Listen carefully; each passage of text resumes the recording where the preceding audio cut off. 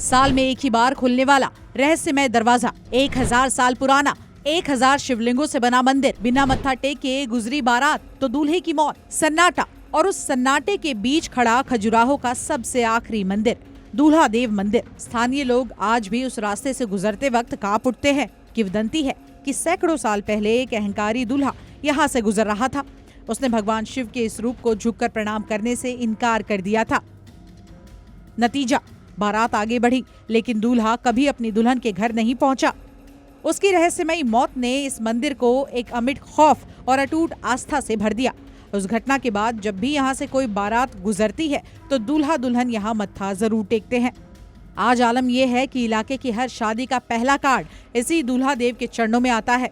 बिना यहाँ मत्था टेके कोई डोली आगे नहीं बढ़ती। भगवान शिव इस मंदिर में दूल्हा देव के रूप में विराजमान है। वे खुद एक विशेष रूप में दूल्हों को आशीर्वाद देते हैं। स्थानीय मान्यता के अनुसार जब कोई दूल्हा बारात लेकर निकलता है और यहाँ आकर भगवान शिव से आशीर्वाद लेता है तो माना जाता है कि दूल्हा देव के आशीर्वाद से जीवन में सुख, शांति और समृद्धि मिलती है।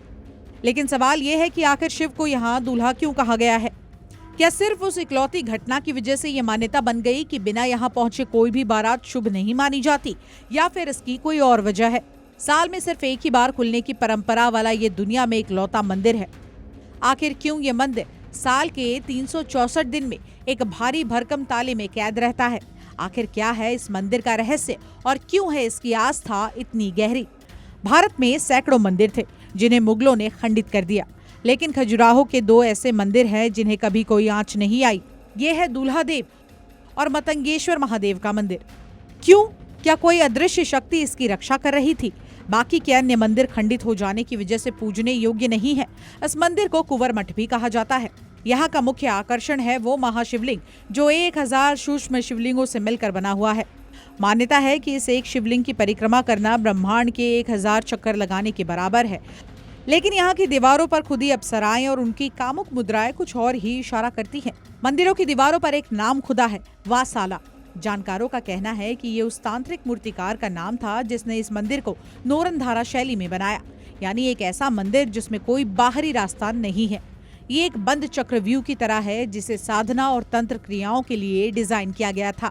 मंदिर की दीवारों पर उकेरी गई नक्काशी न केवल इसकी भव्यता को बढ़ाती है बल्कि इसके ऐतिहासिक महत्व को भी दर्शाती है। ये मंदिर खजुराहो की कला का अंतिम शिखा माना जाता है। 1000 ईस्वी से 1150 ईस्वी के बीच बना ये शिवालय नागर शैली का शिखर है जो सीधे कैलाश पर्वत का प्रतिनिधित्व करता है। लेकिन इसके अष्टकोण हॉल की छत पर नाचती अप्सराएं और पेड़ों के नीचे थिरकती युवतियां सिर्फ श्रृंगार नहीं है, ये तांत्रिक योगिनी साधना के गुप्त संकेत हैं। मंदिर की दीवारों पर भगवान गणेश, माता पार्वती और गंगा की मूर्तियां तो हैं, लेकिन उनके चेहरे के भाव सामान्य मंदिरों जैसे नहीं हैं। यहाँ एक अजीब सी गंभीरता है। इतिहासकार कहते हैं कि इस मंदिर का कुछ हिस्सा तबाही के बाद फिर से बनाया गया, जो आज भी सफेद पत्थर के रूप में अलग अलग नजर आता है, मानो मंदिर खुद ही अपने चोटों के निशान दुनिया को दिखा रहा हो। आज भी जब मुख्य द्वार का ताला खुलता है तो भक्तों की भीड़ सिर्फ आशीर्वाद के लिए नहीं बल्कि उस ऊर्जा को महसूस करने के लिए आती है जो 1000 साल से इन पत्थरों में कैद है। यहाँ के गर्भगृह में विराजमान सुंदर शिवलिंग के दर्शन के लिए प्रतिदिन बड़ी संख्या में भक्त आते हैं। मंदिर के पुनर्निर्मित भाग रंग में थोड़े हल्के हैं और उनमें कुछ भी खुदा हुआ नहीं है।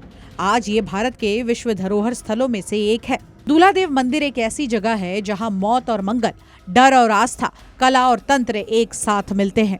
क्या वाकई वो दूल्हा शिव के अपमान से मरा था या इसके पीछे कोई और राज दफन है? सच चाहे जो भी हो, लेकिन खजुराहो की ये विरासत आज भी दुनिया को चुनौती दे रही है।